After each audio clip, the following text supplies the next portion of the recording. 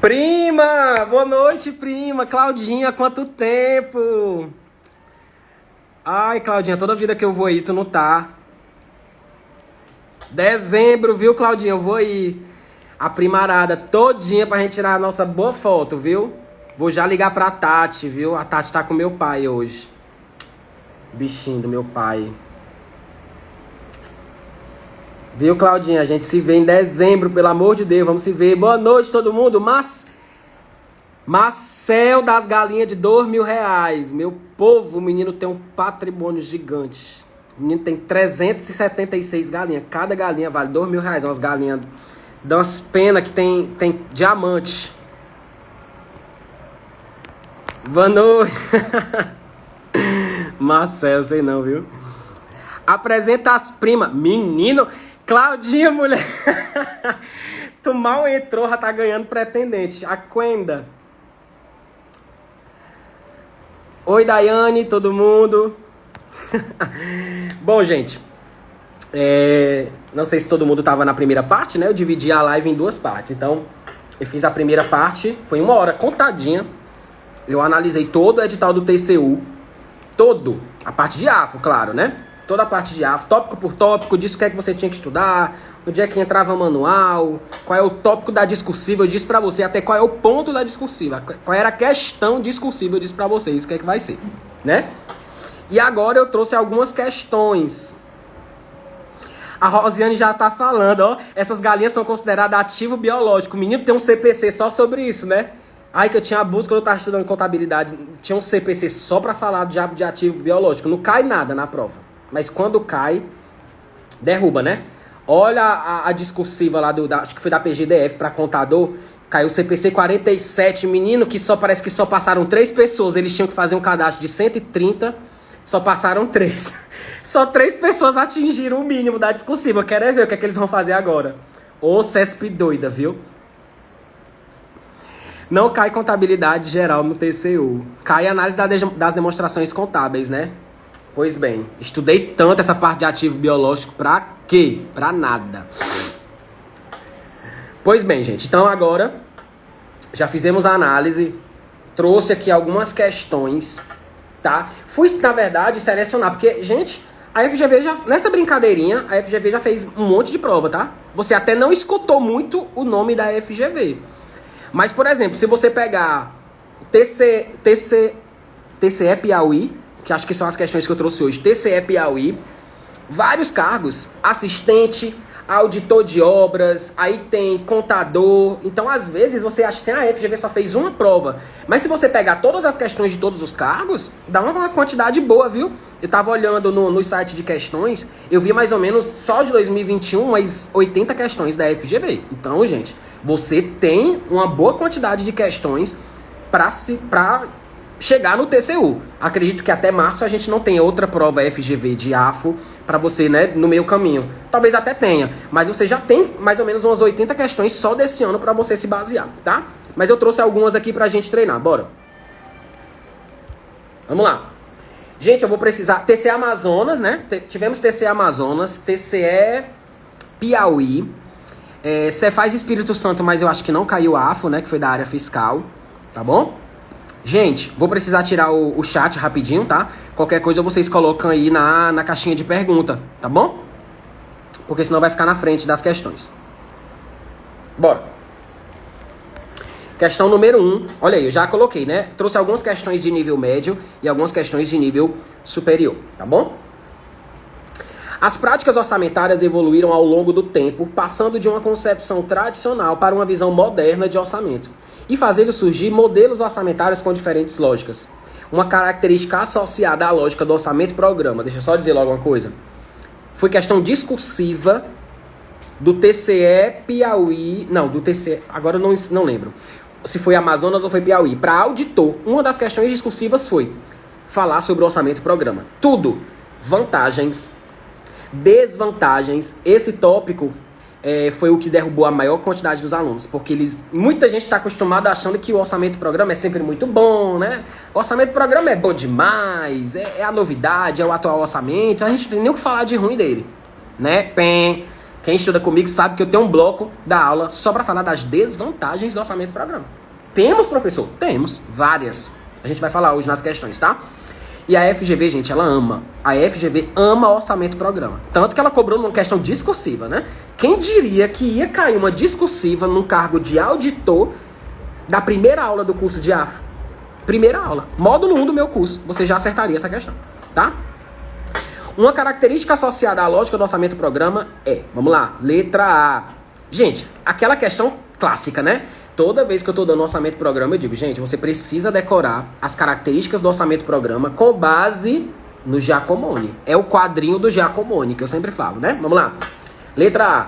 A alocação de recursos visa a aquisição de meios. Gente, o orçamento que foca na aquisição dos meios, o que é o meio? O meio para atingir os fins da administração pública. Que tipo de orçamento foca nos meios, nos objetos de gasto? É o tradicional, não é o orçamento do programa. Tá? A alocação de recursos no orçamento do programa visa a aquisição de objetivos e metas. É uma questão totalmente literal, tá? Doutrinária ainda mais. B. As decisões orçamentárias são tomadas com base em avaliações técnicas. Perfeito. Definição do Giacomoni, gabarito da primeira questão, letra B. Letra C, ele diz: as decisões de alocação têm ênfase nas necessidades financeiras das unidades organizacionais. Quem é que tem foco nas necessidades autorreferenciadas? Quem é que tem foco para dentro? É o orçamento tradicional e não o orçamento do programa, tá? D. Os principais critérios classificatórios são por unidade e por elemento de despesa. Não. Quem tem a classificação por unidade orçamentária, que é a institucional, e por elemento de gasto, é o orçamento tradicional.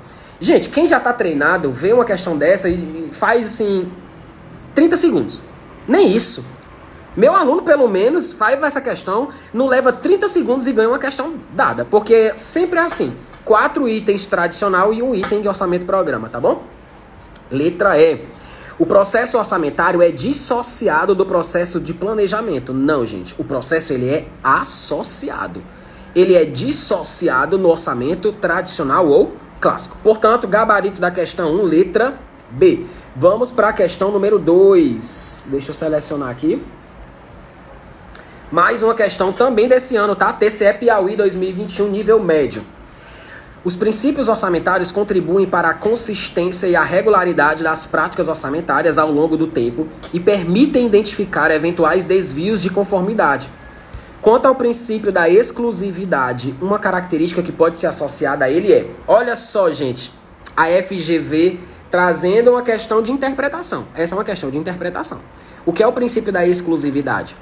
O orçamento, gente, ele deve tratar exclusivamente de receitas e despesas. Não pode ter nada que não seja receita e despesa.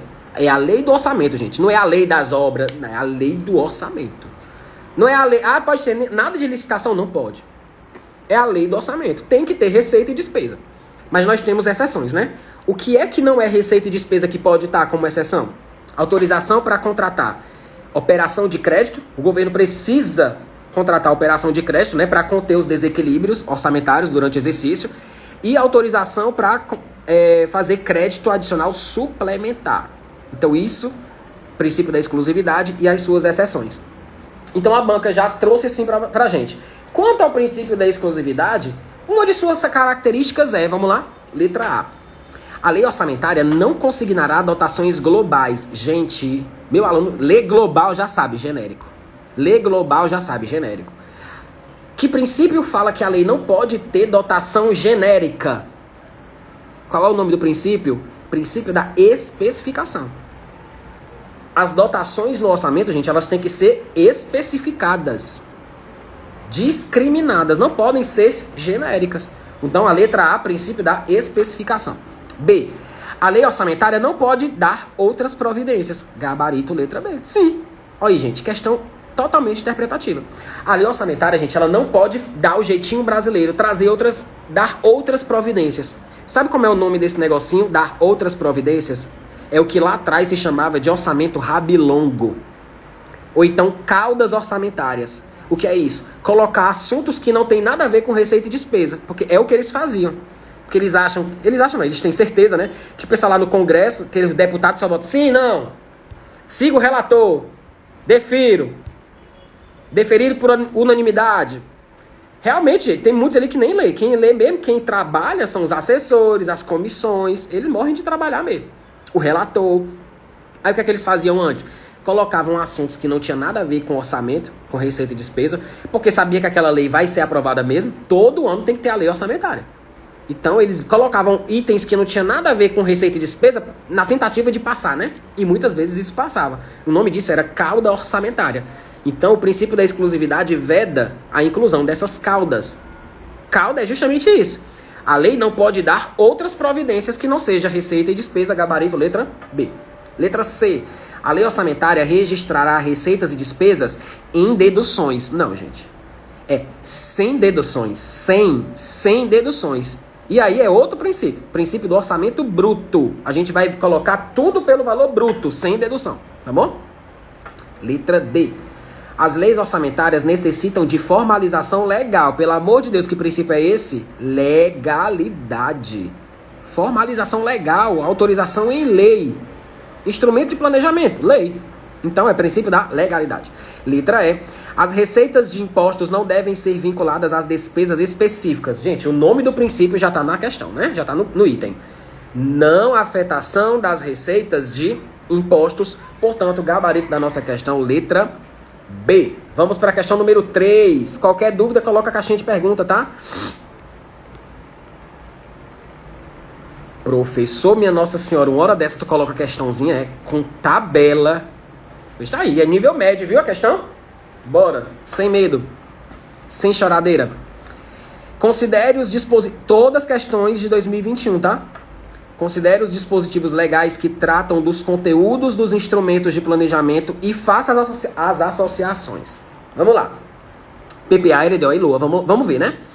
Primeiro parêntese diz: condições para transferências de recursos a entidades públicas ou privadas. Essa é uma atribuição da LDO que não está na Constituição. Está onde? Na Lei de Responsabilidade Fiscal, tá? Então, condições para transferências de recursos a entidades públicas e privadas, está lá no artigo 4º da Lei de Responsabilidade Fiscal, é uma atribuição da LDO. Portanto, começa com o número 2. Então, a gente só tem gabarito ou letra B ou letra C. O segundo diz: despesas relativas aos programas de duração continuada. E aí, gente, a gente já mata nosso gabarito, né? Quem é que traz programas de duração continuada? Por mais que você esquecesse, você lembrar, os programas estão onde? Plano plurianual. Plano plurianual é o número 1. Então a gente sabe que é 2.1, gabarito, letra C. Não precisa nem terminar de ler. Mas vamos, né? Continuar. Orçamento de investimento. Quem é que traz o orçamento, gente? É a LOA. É a LOA que traz o orçamento fiscal, seguridade social e investimentos. Então, nós temos 2.1.3. Política de aplicação das agências de fomento. Quem é que traz isso? Lei de diretrizes orçamentárias conforme a Constituição. É o que eu sempre digo, né? Tem que estudar PPA, LDO e LOA, tanto na Constituição como na Lei de Responsabilidade Fiscal. E o último item diz: definição de critérios e formas de limitação de empenho. Isso aí é tópico de quem? Da Lei de Diretrizes Orçamentárias. Está onde? Artigo 4º da Lei de Responsabilidade Fiscal. Então veja, nós temos 3 atribuições da LDO, 2 delas na LRF, uma delas na Constituição Federal. E é isso que a FGV adora fazer. A FGV não vai dar uma questão de graça só da Constituição, não. Tá? Ela vai colocar a Constituição e Lei de Responsabilidade Fiscal. Portanto, terceira questão, gabarito, letra C. Vamos para a quarta. Quarta questão, vamos lá. Professor, essas tabelas velhas de contabilidade cai para nível médio? Cai. Cai, para FGV não tem isso não, viu? Vamos lá. Considere os dados do quadro a seguir com informações relativas apresentadas em milhares de reais relativas à execução de determinado ente da federação no terceiro bimestre de um dado exercício. O que é que a questão quer?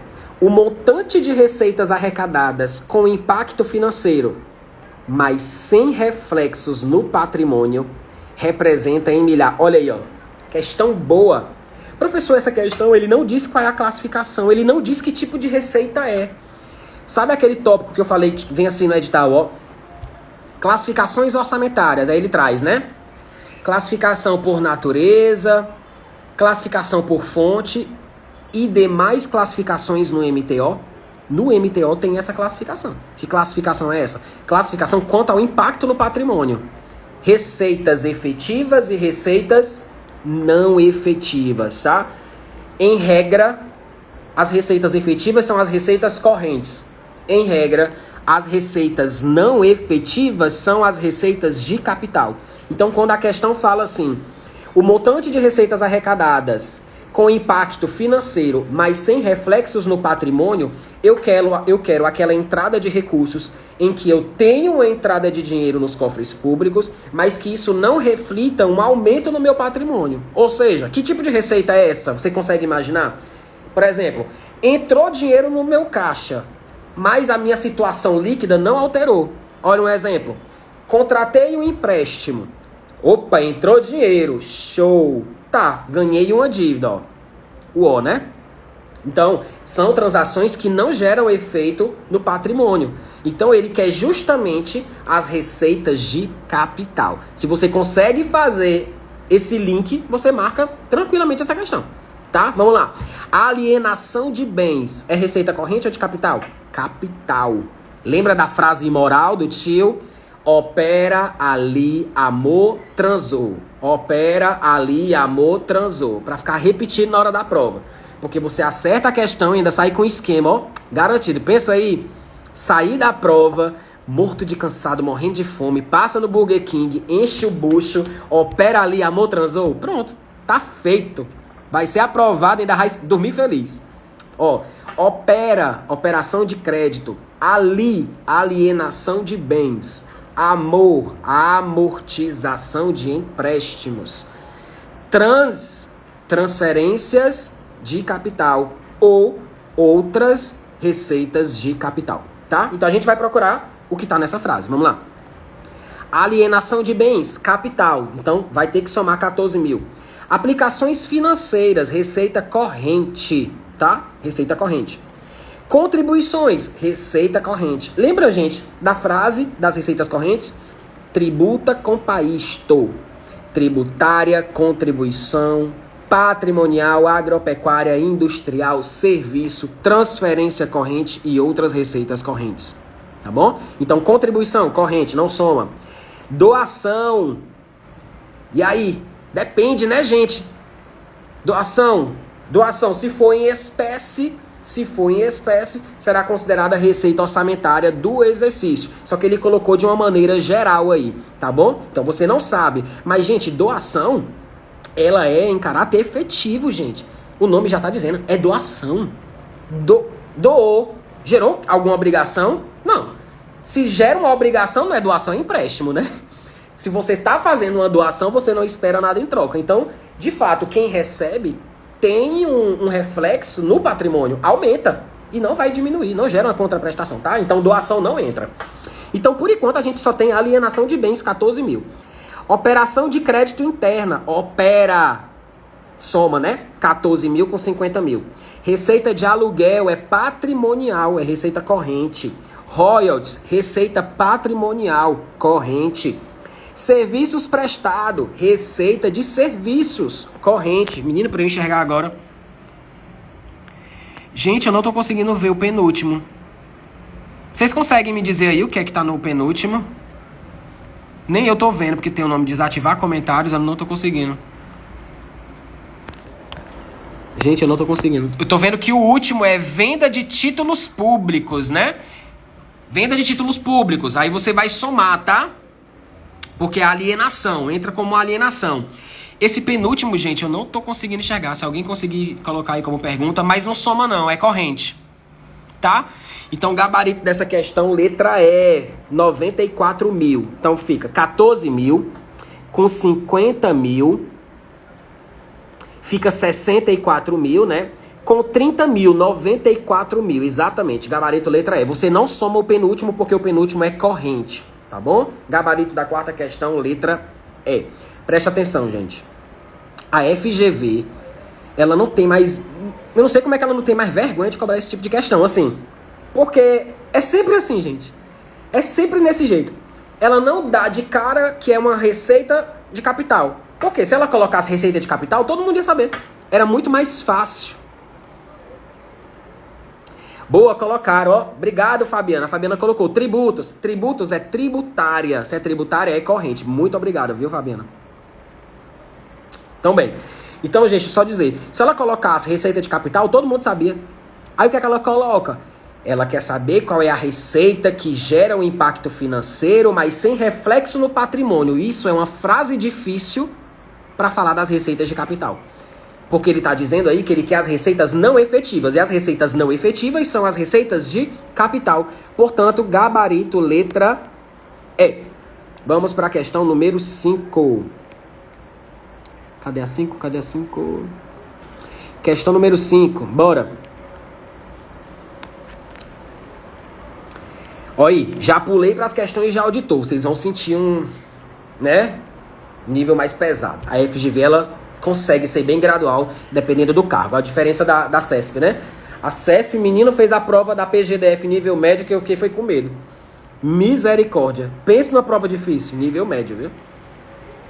Bora, questão 5. O chefe do Poder Executivo do Estado, Alfa, encaminhou ao Poder Legislativo o projeto de lei orçamentária anual. Enquanto o projeto estava em discussão na comissão competente da Assembleia Legislativa, o governador do estado propôs a modificação do projeto. Além disso, foram posteriormente apresentadas emendas no âmbito da comissão, nas quais era proposta a anulação de despesas relacionadas à amortização de empréstimos contraídos em exercícios pretéritos, com a sua redistribuição para outros programas orçamentários relacionados aos direitos sociais e que eram compatíveis com o PPA. Resumindo, ele contou uma historinha bonita para você tentar cair aí. Foi o que aconteceu. São duas situações. O chefe do executivo, governador, mandou o projeto de lei para a Assembleia Legislativa. Quando o projeto estava tramitando lá na comissão, o governador propôs a modificação do projeto. Quanto a isso, a gente sabe que pode, né? E só pode enquanto não iniciada a discussão, né, na parte que ele quer mexer. Mas até aí nenhum problema. Depois ele diz: além disso, foram posteriormente apresentadas emendas, coração da questão, no âmbito da comissão. O que foi que a emenda fez? Nas quais era proposta a anulação de despesa. Vamos lá, recapitula. Se eu quero propor uma emenda lá no Legislativo, quando o orçamento está na minha mão, eu posso fazer isso? Posso. Desde que a única fonte permitida para custear uma emenda é a anulação de outras despesas. Então, eu posso propor uma emenda que mexa na quantidade, né, no valor das despesas? Pode, desde que você indique a fonte de recursos. E a única fonte de recursos é a anulação de despesas. Só que eu não posso anular qualquer despesa. E aí o coração da questão. Isso está no artigo 166 da Constituição Federal. Tá? Quais são as despesas que não podem ser anuladas? Meus alunos sabem. DST. DST não pode. Dotação para pessoal, serviço da dívida e transferência constitucional. Sim, professor, então resumindo essa questão, pode, né? Essa emenda tá ok, não tá? Porque ele não falou de serviço da dívida? Falou. Ele falou de outra maneira, ele disse o quê? A emenda ia anular despesas relacionadas à amortização de empréstimos contraídos. Preste atenção. Se tinha dinheiro no orçamento, o governador mandou o projeto de lei para a Assembleia e no orçamento tinha valor para pagar empréstimo que o Estado devia. Anulação de despesas relacionadas à amortização de empréstimos contraídos. Gente, cuidado. Em amortização de empréstimos é receita, mas é porque lá é amortização de empréstimos concedidos. Aqui é amortização de empréstimos contraídos. Então, se o governador colocou 100 milhões para pagar empréstimos que ele já adquiriu em anos anteriores, o nome disso é pagamento da dívida. Serviço da dívida. Ele podia ter anulado isso lá na comissão? Não. Não pode. Não pode anular a dotação para pessoal e encargos, serviço da dívida e transferência constitucional. DST. Dotação para pessoal e encargo, serviço da dívida, transferência constitucional. Então a gente já sabe onde é que deu merda aí, né? E ele ainda tenta te enganar. Ele diz, redistribuindo para programas relacionados aos direitos sociais e que eram compatíveis com o PPA, que é para você achar que tá tudo ok, né? Direito social, educação, saúde, né? À luz dessa normativa e da sistemática constitucional, é correto afirmar que, questão clássica da FGV, né? É viável, é inviável, é correto, é incorreto, é constitucional ou é inconstitucional? Gente, isso pode ou não pode? Não pode. Só que você vai ter que ler os itens, né, pra saber. Letra A ele diz: não há qualquer irregularidade. A. Não dá pra anular despesa para pagamento da dívida. Letra B. A única irregularidade existente é a proposta de anulação de dotações destinadas à amortização de empréstimos. Achamos o gabarito, né? Não pode anular esse tipo de despesa. Gabarito, letra B. A C diz: a única irregularidade é a proposta de modificação pelo governador do projeto já apresentado. Não, gente, isso pode. O presidente não pode. Por simetria, o governador também pode. Se está na Constituição, provavelmente já também está aplicado lá na Constituição do Estado. Então, o presidente ele pode mandar mensagem, né? Mensagem que vai tentar propor alteração do projeto que ele já encaminhou. Mas aquela mensagem só vai ser acatada se a parte que ele quer alterar ainda não começar a ter sido discutida dentro da comissão. Porque se já estiver no plenário, menino, ó, tchau e benção, ele não vai mais mexer em nada. Letra D. Tanto a proposta de modificação já apresentada como a anulação de despesas são irregulares. Não. A anulação da despesa é irregular, mas a proposta de modificação do projeto não é irregular. Professor, mas ele não disse que momento ele mandou a mensagem. Não interessa, mas não é irregular, ele pode. E eu já vi a CESP cobrando uma questão. Olha a maldade da CESP.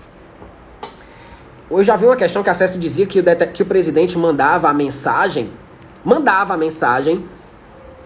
Tipo quando o projeto já estava no plenário. Aí dizia: é possível que o presidente envie mensagem para modificação de projeto quando o projeto de lei já estivesse tramitando no plenário. Gente, ele pode mandar mensagem quando ele quiser. A mensagem não vai ser acatada, claro. Mas ó, eu acho isso uma sacanagem, né? Porque ele pode mandar, gente, quando ele quiser. Ai, mas o professor já passou até no Jornal Nacional que o orçamento foi aprovado pelo relator e o presidente está mandando mensagem para alteração. Ele pode mandar o que ele quiser, mas o Congresso não vai aprovar. Porque se ele mandar a mensagem e aquela parte que ele mandou a mensagem não tivesse sido discutida na comissão, aí eles vão ter que alterar. É diferente. Poder mandar, ele pode. Ser acatado é outra coisa. E já viu? Que questão maldita, viu? Essa da CESP. Então, essa letra D, a gente não pode marcar essa como correta. Porque a gente não sabe que período ele mandou, né? Então, assim, é um concurso de nível estadual, ninguém sabe qual é o prazo que ele tem para mandar, se segue exatamente a simetria da Constituição, mas não é a letra D, tá? A gente já achou qual é o gabarito, né? Letra B. Letra E. Não há irregularidade na narrativa apresentada, desde que ações sejam autorizadas na LDO. Nada a ver, gente, né? Nada a ver. O erro aí tá anular a dotação para pagamento de empréstimos, que é serviço da dívida. Gabarito da questão 5, letra B. Vamos acelerar. Questão número 6. Cadê a 6, meu povo? Tá aqui. Provinha de auditor, bora. Essa daqui dá para ativar os comentários, né? Pra gente conversar um pouquinho. Colocaram aí, CGU prevista para fevereiro. Já pensou? É porque o edital sai... Menino...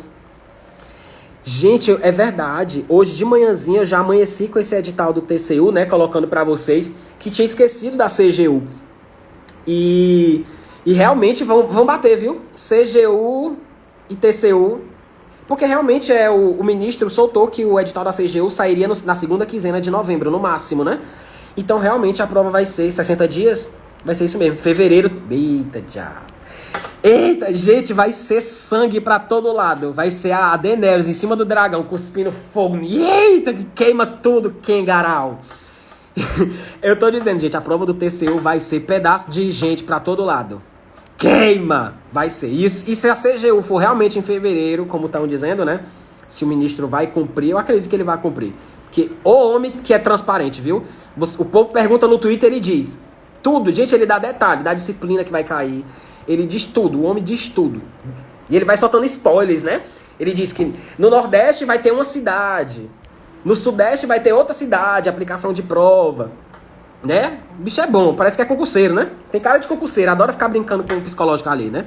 Vamos lá, questão número 6. O aperfeiçoamento das práticas orçamentárias ao longo do tempo se refletiu, entre outros aspectos, na consolidação dos princípios. Olha aí, gente. Caiu o princípio para nível médio, a gente viu, e caiu o princípio para auditor, tá? O princípio que tem como finalidade evitar a ocorrência de múltiplos orçamentos paralelos dentro do mesmo período, meu amigo. Qual é o princípio que diz que eu não posso ter mais de um orçamento dentro de um mesmo ente durante o mesmo período? É o princípio da... Deixa eu tirar o comentário, né? Princípio da unidade. Unidade também chamado de totalidade, né? Princípio da unidade. Cada ente público só pode ter um único orçamento, mesmo que não haja unidade documental. Por quê? Porque dentro desse orçamento eu tenho 3 orçamentos: fiscal, seguridade social e investimentos. Então o fato de eu ter 3 peças orçamentárias dentro de uma única lei consolidada, isso não fere o princípio da unidade. Por isso que tem, né, essa questão já manjada da Sebrasp. Existe o princípio da unidade, mesmo que não haja unidade documental. Isso aí já é passado, né? Todo mundo já sabe, tá bom? Então é por isso que teve essa remodelagem. Hoje a gente nem fala mais tanto em unidade, a gente fala em totalidade, tá? Pô, então, questão 6, letra E. Questão número 7. Cadê a 7? 7. Aqui. Mais uma questão, ó. Ó aí, gente. Batida, né? Questão batida. Vamos lá. O processo orçamentário no Brasil tem como base diferentes instrumentos de planejamento concebidos para auxiliar na gestão equilibrada dos recursos públicos. Um dos instrumentos de planejamento de maior complexidade é a LDO, que tem entre seus conteúdos a proposição de... Resumindo, você só vai precisar de um tópico que está na LDO. E aí a banca não te diz se é Constituição ou LRF, você que vai ter que dizer. Então, qual é a fundamentação dessa questão? Artigo 165, parágrafo 2º da Constituição e artigo 4º da Lei de Responsabilidade Fiscal. Vamos lá. Letra A. Condições para a concessão de benefícios de natureza financeira, tributária ou creditícia. B. Critérios de regionalização dos programas governamentais. Olha, critérios de regionalização dos programas de governo, plano plurianual. Isso não é LDO, tá? C. Despesas relativas aos programas de duração continuada. PPA, artigo 165, parágrafo 1º. Letra D. Diretrizes para investimentos das estatais. Professor, essa deu um pouquinho de dúvida, né? Cuidado. Letra E. Disposições sobre equilíbrio entre receitas e despesas. Tá aí nosso gabarito. Professor, essa é confusa, parece que... Eu sinceramente, quando eu vi essa questão, eu disse, meu Deus, parece que tem 3 gabaritos, né? Mas aí depois eu entendi. A FGV, ela foi totalmente literal nessa questão. Literal. Literal mesmo, tá? Equilíbrio entre receitas e despesas, gente, está escrito do jeitinho que tá aí. Copiado e colado do artigo 4º da Lei de Responsabilidade Fiscal. Dispor sobre equilíbrio entre receitas e despesas. Se você for na Constituição, você não vai ver condição para concessão de benefícios de natureza financeira, tributária ou creditícia. Não tem isso. Não tem isso na Constituição, tá? Não tem isso. Até porque benefício fiscal, essa parte de renúncia de receita, a gente tem alguns requisitos no artigo 14 da LRF. Nós temos um demonstrativo regionalizado de efeito que acompanha o PELOA e não a LDO. Então a letra A já descartamos. Agora a letra D, você fica com medo porque a letra D diz assim, ó. Fala, professor, mas não tem a história da política das agências de fomento, né? Gente, agências de fomento é uma coisa. Investimento das empresas estatais é outra coisa. Primeiro, tem 2 erros na letra D. Primeiro que a LDO ela não traz diretrizes. Quem vai trazer diretrizes, objetivos e metas é o Plano Plurianual, PPA. Segundo, os investimentos das estatais vão estar ou no orçamento de investimento, se for um estatal independente, ou no orçamento fiscal e seguridade social, se for um estatal dependente. Mas veja, investimento e orçamento fiscal é LOA. Então, gente, eu tenho na letra D PPA com LOA, não tem LDO. Então, gabarito da 7ª questão, letra E. Vamos pra oitava. Menina, sede, a boca seca. Parece que eu fumei maconha. Porra, é essa? Bora. Fumo não, viu, gente? Eu só tô... Vamos lá, 8ª questão. A estrutura do orçamento-programa se situa dentro de uma lógica orçamentária moderna, que concebe o orçamento como instrumento de gestão. Gente, menino, que questão... Gente, essa questão... Vou até tirar meu óculos. Linda. Linda. Inclusive, eu atualizei meu material do módulo 1 há pouco tempo. Acho que não faz nem 2 meses que eu atualizei o meu módulo 1. E isso aqui, gente, foi retirado de um livro do Giacomoni. Vocês sabem que o Giacomoni, né, é o queridinho da Sebrasp, É o queridinho da FCC, é o queridinho da FGV. James Giacomoni. A doutrina dele é maravilhosa, o livro dele é sensacional. Tá? Giacomoni. Tem o do Giovanni Pacelli, que inclusive, olha só, gente, acabou de chegar meu presentinho, ó. Giovanni Pacelli, obrigado. Eu vou já mandar mensagem pra ele dizer que o livro que ele mandou pra mim chegou. Amo o livro do homem, gente. Tenho todos, ó. Tenho... Quem quer dica de doutrina, né? Aproveitar que eu tô aqui pra mostrar pra vocês. Tem gente que quer livro e pra galera de controle é bom, tá? Pra galera de controle é bom ter um TCU cobra pesado, tá? Contabilidade pública, ó, você vai ter que estudar por esse livro. Giovanni Pacelli, tá? Contabilidade... Gente, ó a grossura, é uma bíblia, tá? Dá pra levantar peso com ele. O melhor livro de contabilidade pública. Fazer a propaganda do homem, né? O homem mandou o livro pra mim, meu povo. E o AFO. Administração Financeira... Deixa eu abrir os comentários, porque aí vocês podem falar. Administração Financeira Orçamentária 3D. Maravilhoso. Só que essa daqui é a edição do ano passado, tá? Essa daqui é a edição do ano passado. E ele acabou de mandar pra mim a edição nova, que é o rosinha, é o livro rosa. Tá? Eu vou já fazer o unbox. Como é que chama? O unboxing, né? Esqueci. O review. Vou fazer o review, unboxing e fazer um vídeo pra agradecer, viu? Giovanni Pacelli, obrigado. O homem é... Sou aluno do homem, gente. O homem sabe demais. Eu assisto aula com ele, pra você ter noção. O homem mandou um livro pra minha casa. Acho que ele tá dizendo assim, estude. Eu acho que ele tá dizendo, estude, bicho. Você tem que comer muito feijão com arroz ainda pra chegar no meu nível. É isso mesmo. O homem é foda, o homem é brilhante. Tem nem o que dizer desse cara. Viu? Abre logo. Não, mulher, não vai abrir não, porque eu sou nervoso. Eu tenho um negócio, eu sou muito acelerado. E eu tenho pavor desse lacre aqui, que parece o lacre da virgindade da gente, quando a gente tem 12 anos. Aí eu não consigo abrir, eu tô nervoso com isso aqui. Eu queria abrir mesmo ao vivo, mas eu não tenho uma faca aqui pra abrir isso aqui. Mas eu vou fazer depois, eu prometo. Tá? Bora, professor, desde putaria, volta pra questão. Bora pra questão, desde putaria. Vou voltar. Questão 8, ó. Sim, como eu tava falando, né? Eu atualizei meu material há pouco tempo.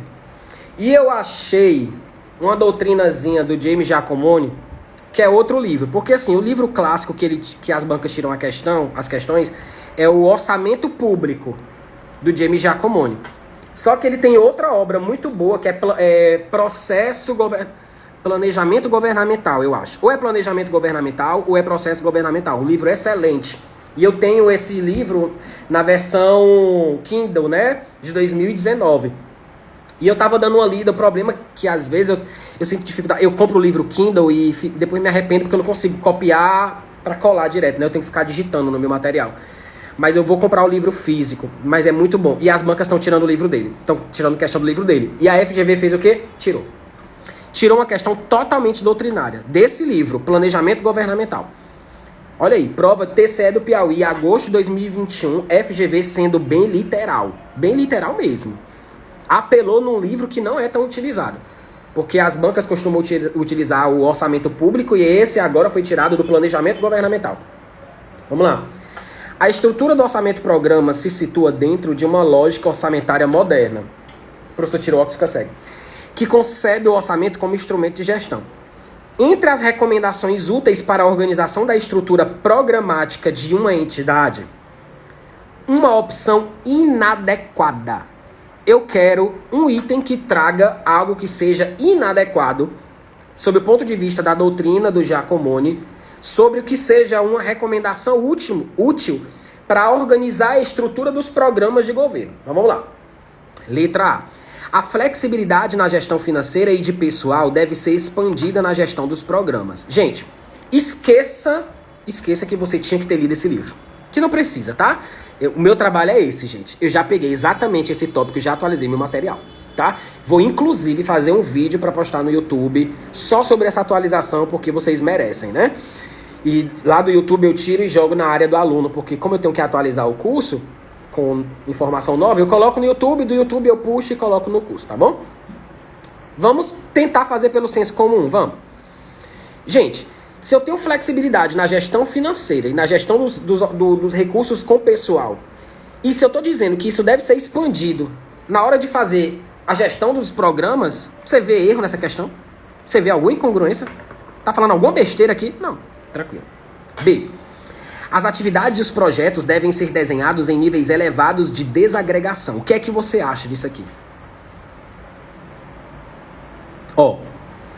Quando a gente fala de gestão por resultados, quando vocês estudam administração pública, né, plano diretor de reforma e aparelho do Estado, administração gerencial, vocês estudam que desde 95 a gente já vem com a ideia de trabalhar de maneira descentralizada, de dar mais autonomia, de que as ações sejam executadas mais próximas de quem vai de fato trabalhar ali no operacional. Então a gente tem que dar uma confiança, a gente tem que descentralizar os projetos. Imagina, gente, se todas as ações, todas as atividades, os projetos do governo federal fossem centralizados no Ministério da Economia. Isso ia dar certo? Não ia dar certo.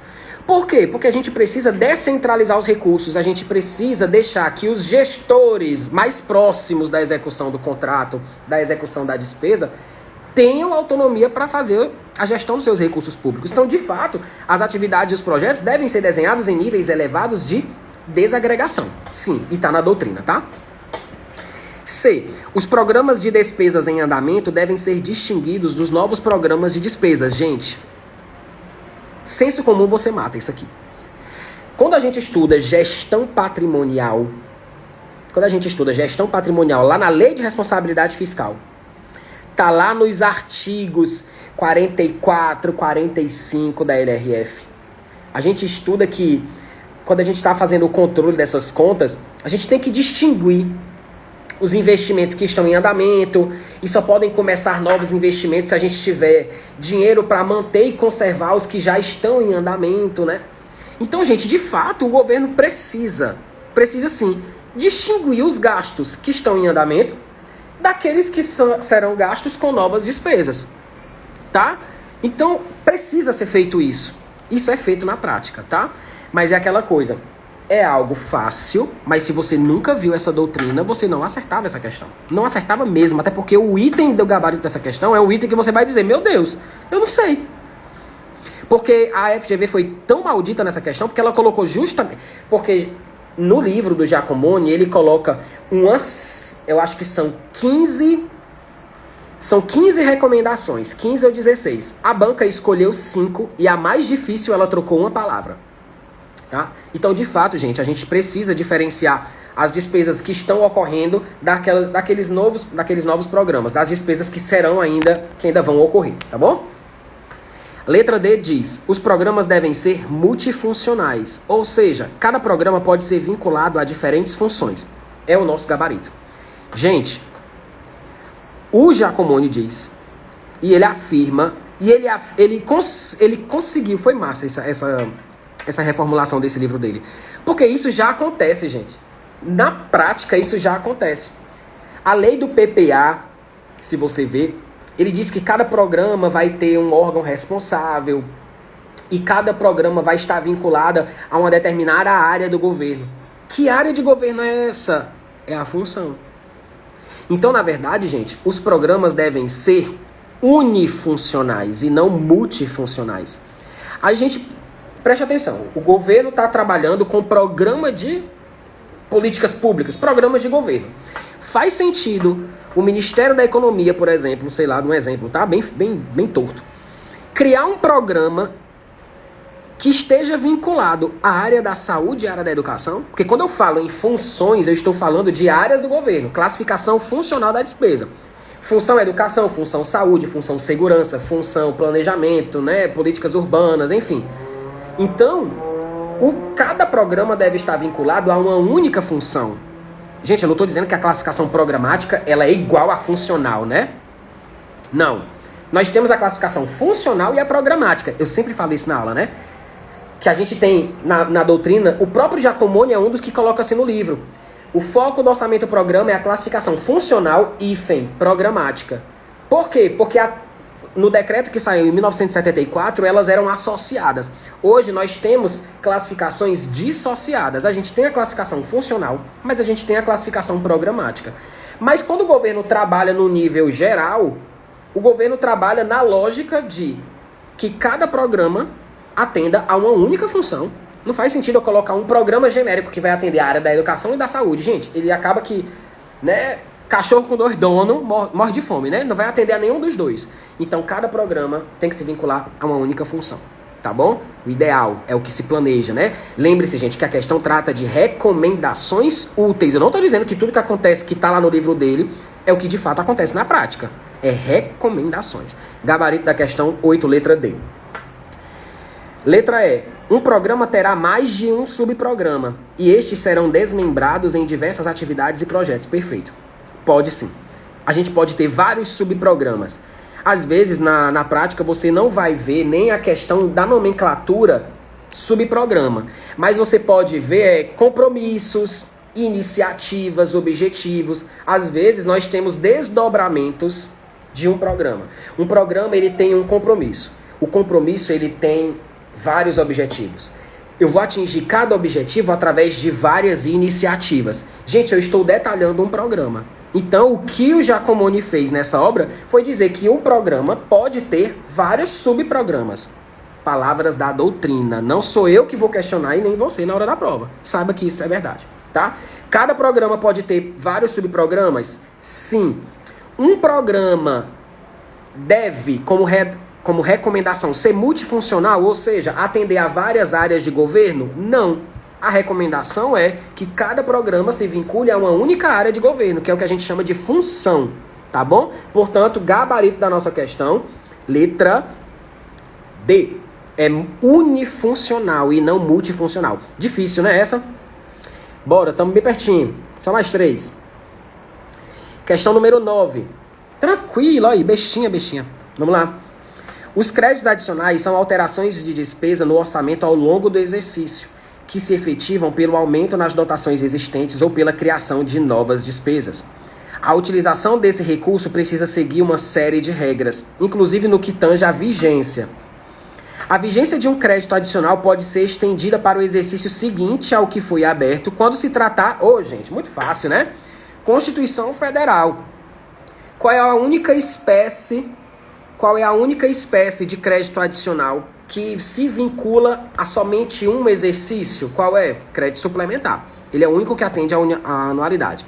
O crédito especial e o crédito extraordinário são aqueles créditos que podem ser reabertos com o saldo, né? Claro, o saldo remanescente pode ser incorporado ao orçamento do exercício seguinte, mas somente se a promulgação daquele crédito adicional especial ou extraordinário se der nos últimos 4 meses do ano, ou seja, a partir de setembro, outubro, novembro ou dezembro, tá bom? Então, a gente só vai procurar um item que diga exatamente isso. Quais são os créditos que podem ser estendidos?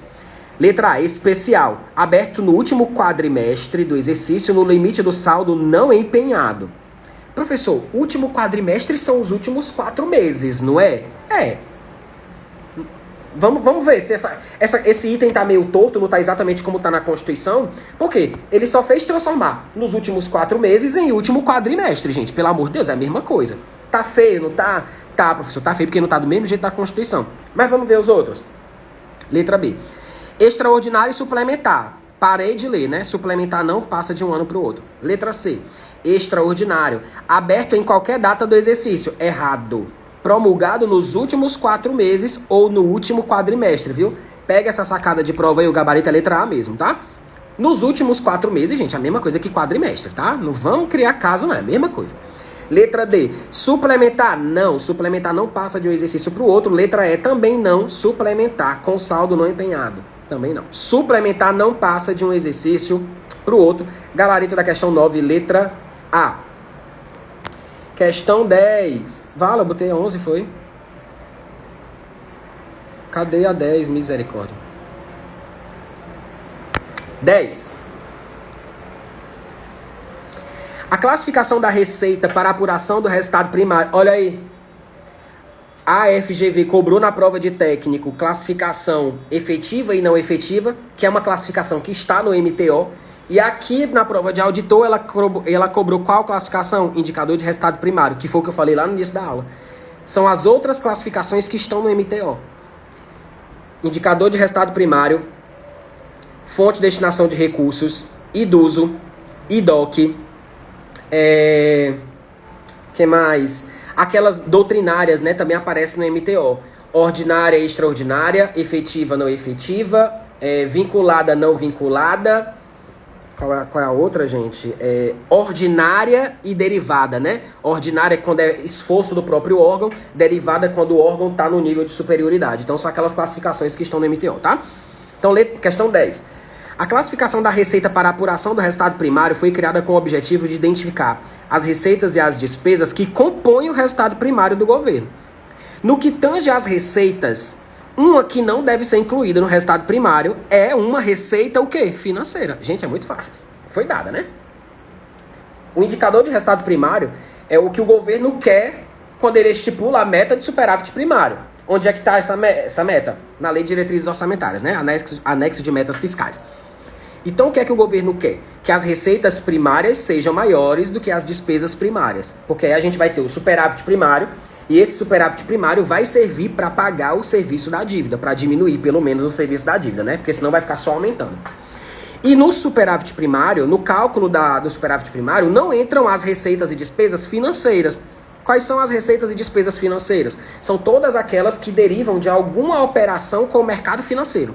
Uma instituição financeira, um banco, envolva títulos mobiliários, enfim, todas aquelas receitas e despesas que façam parte de uma operação de endividamento. Resumindo, alguma operação com o banco, com o mercado financeiro. Não pode. Então, essas receitas financeiras e essas despesas financeiras são chamadas de não primárias. Por quê? Porque elas não são incluídas no resultado primário. Então, a gente só precisa de um item que traga uma receita financeira. Vamos lá? Letra A. Contribuição social. Gente, é uma receita primária. Contribuição social é uma receita derivada. O poder, quando arrecada uma contribuição social, ele está no nível de superioridade. Ele tem o dever de cobrar e o particular tem o dever de pagar. B. Cota parte de compensação financeira. Gente, cota parte de compensação financeira... Ai, todo mundo, meu Deus do céu. Compensação financeira tem o nome financeiro, decorre de operação financeira. Então é receita financeira, não entra no superávit primário. Gabarito letra B. Errado. Gente, a cota parte da compensação financeira é uma receita corrente, tá? É uma receita corrente. Presta atenção. Que é assim, quando o ente que tem o domínio, por exemplo, petróleo, União, quando ela arrecada os recursos, né, do petróleo, mas aquele petróleo está em determinado estado, tem a história dos royalties, né? Então, para a União, que é a dona, que é bem da União, né, as jazidas, para a União é receita patrimonial, patrimônio dela. Mas o estado que tem lá o buraco de puxar o petróleo, né, onde tem a plataforma, tem que receber a cota parte da participação. Por quê? Porque lá na Constituição Federal tem isso, né? Lá nos artigos 20, 21, organização do Estado. Pois bem, essa cota parte, gente, nada mais é do que uma transferência corrente que sai da União e vai para o Estado. A efeito de compensação. Cota parte da compensação financeira por estar explorando um bem da União, mas que faz parte do território dele. Então, gente, essa foi maldita, porque todo mundo viu financeira, acha que é receita financeira e não entra no resultado primário, né? E eles colocam logo na letra B, que é para todo mundo marcar logo, né? Não. Letra B, gente, é uma receita primária, tá? Letra C, dividendos recebidos. Gente, dividendos. Receita patrimonial. Não decorre de operação financeira, tá bom? É o próprio Estado arrecadando dinheiro do seu patrimônio. Dividendos, ele tem participação em alguma empresa, ele recebeu dividendos, então é uma receita patrimonial, tá? Letra D, emissão de títulos públicos, tá aí. Receita financeira, gabarito letra D. Gente, quando o governo emite títulos públicos, ele está emitindo títulos públicos para quê? Para arrecadar dinheiro. Ele emite títulos. Aí tem gente no mercado que tem dinheiro sobrando, compra o título público e o Estado está dizendo o quê? Olha, compra esses títulos por 100, que aí depois de tantos anos tu vai resgatar com 120. O governo não está se endividando, não? Não é uma operação no mercado financeiro, não? É. Isso é endividamento. Então, letra D, o nosso gabarito, é algo que não faz parte do resultado primário, tá bom? Letra E, doações e convênios. Claro, né, gente? Doação, misericórdia, doação, doou. Professor, foi o banco que doou. Não vem inventar, não, viu? Não é porque foi o banco que doou que é financeiro, não, tá? Doação. Doação. Acabou. Recebe. Tá bom? Questão 10, gabarito, letra D. Última questão, menino. Eu vou terminar bem na hora, Porra. Última. Em decorrência da necessidade... Gente, todas as questões da prova de agosto de 2021, tá? Em decorrência da necessidade de controles que atendam a finalidades diversas, a despesa pública se sujeita a uma série de classificações. Em algumas dessas classificações, menino... É porque assim, eu fico rindo porque o meu aluno, gente, ele lembra de eu falando na hora da prova. Quando eu tô dando despesa pública, eu sempre falo, gente, essa classificação só vale para a União. Essa daqui só vale para todos os entes. Essa é comum e obrigatória. O que é uma classificação comum e obrigatória? Comum a todos os entes e obrigatória para todos os entes. Por exemplo, classificação funcional. Ela é comum, ou seja, a função educação é a mesma no orçamento no governo federal, no governo estadual e no governo municipal. Ela é comum a todos os entes e obrigatória. Todos os entes têm que ter a classificação funcional, claro. Todo mundo tem que saber quanto o Estado está gastando com educação, com saúde, com as áreas do governo, né? Com os setores do governo. Então é uma classificação comum e obrigatória. Tem classificação que é obrigatória, mas não comum a todos os entes. Por exemplo, a classificação programática. Os programas de governo, gente, vou abrir o chat rapidinho para caso eu queira tirar alguma dúvida, tá? Daqui a pouco eu fecho para vocês lerem os itens. Os programas de governo, eles têm que existir nos 3 entes, então é uma classificação obrigatória, mas ela não é comum. Os programas de governo federal não são iguais aos programas do governo do estado da Bahia. Não são iguais aos programas do município de Fortaleza. Tá? Então, cuidado com isso. Classificação comum e obrigatória. Nem todas são comuns e obrigatórias. Algumas só são comuns, mas não são obrigatórias. Outras são comuns e obrigatórias. Outras nem sequer são comuns. Tá? Então, tudo isso você tem que ficar cuidado. Essa aula vai ficar no curso? Vai sim, viu, áudio? Só se o Instagram me barrar na hora de baixar, mas eu sempre consigo baixar. Em algumas dessas classificações, o detalhamento é dado em norma própria e em outras fica a cargo de cada ente. É a história do comum e obrigatório, né? Quais são as classificações da despesa em que o ente tem liberdade de definir o detalhamento da despesa? Olha lá. Tem 2 classificações, e ele quer que você identifique nas questões, em que o ente pode meio que fazer ali, adaptar as suas particularidades. Letra A, funcional e institucional. Funcional pode? Não. É o principal exemplo da que é comum e obrigatória. As funções de governo são as mesmas na União, no Estado, no DF e nos municípios. Tá? B, institucional e programática. Olha aí, letra B é o nosso gabarito, gente. De fato, a institucional é aquela que organiza órgãos e unidades orçamentárias. Então, os órgãos do governo federal não são os mesmos dos estados e dos municípios, tá? E os programas de trabalho também podem ser diferentes na União, nos estados e nos municípios. São classificações comuns, ou são classificações obrigatórias, perdão, mas não são comuns. Gabarito da nossa questão, letra B. Gente, o tempo da live tá encerrando, tá? Vou ter que comentar bem rápido. Olha só, institucional pode ser diferente? Pode. Segundo a natureza, pode ser diferente? Não. Natureza pode ser diferente? Não. Funcional pode ser diferente? Também não. Natureza não pode ser diferente, programática pode ser diferente. Então, o gabarito da questão 11, letra B. Tá, gente? Então, só tem 1 minuto para me despedir de vocês. Não vou nem poder ficar me humilhando aqui pelos likes, pelos coraçõezinhos. Muito obrigado, porque se eu não salvar, gente, eu vou perder a live e eu não vou conseguir colocar no curso, tá bom? Obrigado pela participação de vocês. A gente se encontra semana que vem, tem live no YouTube e eu vou ver se eu consigo fazer no Instagram também, tá? Beijo, comentei todas, tô devendo nada a ninguém. Boa noite e a gente se encontra na próxima semana. Feriador, viu? Feriador.